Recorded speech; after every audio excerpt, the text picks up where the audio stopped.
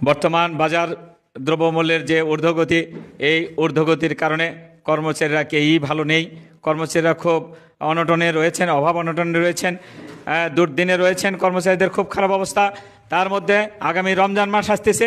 রমজান মাসটা সাধারণত ছেলে মেয়েদেরকে কিছু খাওয়ানোর জন্য একটু চিন্তা থাকে। রমজান মাস শেষে ঈদ উল ফিতর আসবে। সেই ঈদ উল ফিতরে ছেলে মেয়েদের জন্য কিছু দেয়া, একটু পোশাক দেয়া বা একটু জুতা দেয়া, নতুন কিছু দেয়া, এটা আমাদের চিরাচরিত নিয়ম।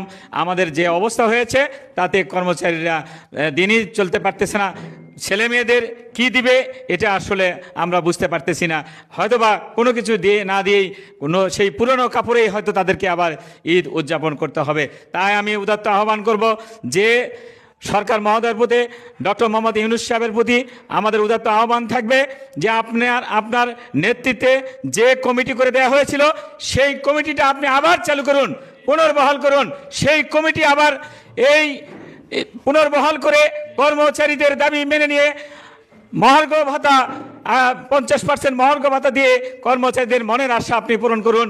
কর্মচারীদের সাথে থাকুন, কর্মচারীদের দুঃখের সুখে পাশে থাকুন। তাহলে কর্মচারীরা দুহাত তুলে আপনার কাছে দোয়া করবে।